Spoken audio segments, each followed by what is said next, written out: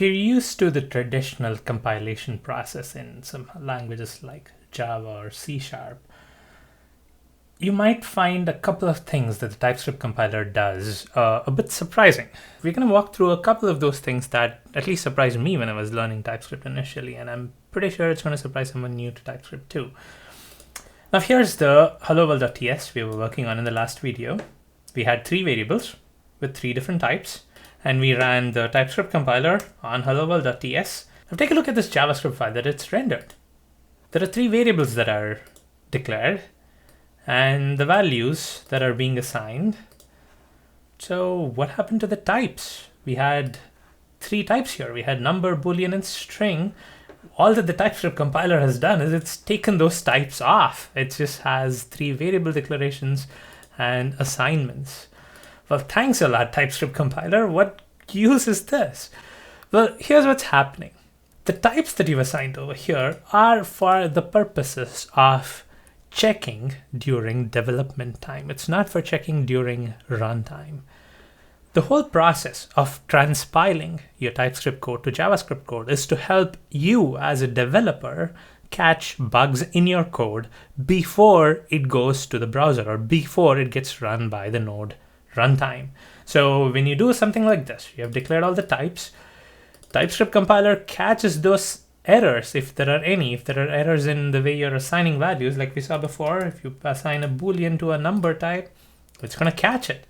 But this is not going to be useful when you're deploying the code to run on a browser because A, the browser doesn't understand this, right? This is TypeScript code. The browser doesn't really know what to do with a declaration. It's going to flag this as a syntax error.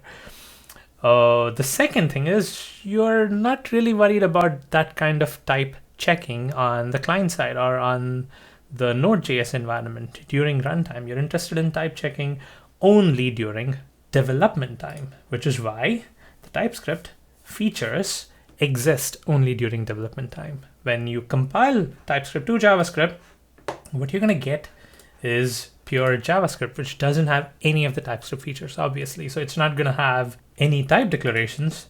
But here's the thing, it's not going to have any type checking either. There's no validation of types that happens once you compile to JavaScript. All that happens during development time only. All right, this is the first surprise. The second thing that you wouldn't expect is this. Now let's say I change this to a boolean, and now this is an error, right? And I run the compiler again. I get an error, as you would expect. But if you look at the JavaScript file that it's rendered, it's actually compiled it to a JavaScript file, even though it complained about an error, right? So you see here A as the value of true, just like we expected it to from the source code. And the compilation has happened even though there's an error. Let me prove that to you. I'm going to delete the JavaScript file that was there before, right? No JavaScript file, a single TypeScript file with an error. I'm going to run the TypeScript compiler on it. The compiler says, hey, there's an error. But look at this, its JavaScript file is rendered and it has created the corresponding JavaScript file for this error TypeScript file, but it's actually completed the process. Now, why is this? Again, this is a philosophy that the TypeScript compiler follows. What you're doing here, if you look at the TypeScript code here, this, if you remove the declarations, this is valid JavaScript. JavaScript would be okay with you having a variable with the boolean and then maybe changing it later to a string or changing it to a number or whatever, right? JavaScript is loose on typing. So if you're making a mistake in your TypeScript code, the TypeScript compiler complains about the mistake, but it goes ahead and compiles it anyway because that would have been valid JavaScript anyway if TypeScript wasn't in the picture.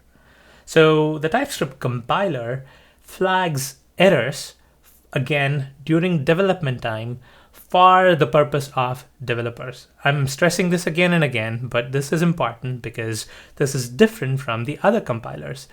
In the traditional compiler, if you're compiling code and there's an error, the compilation stops because the intent is to make sure that the compiled code is error-free.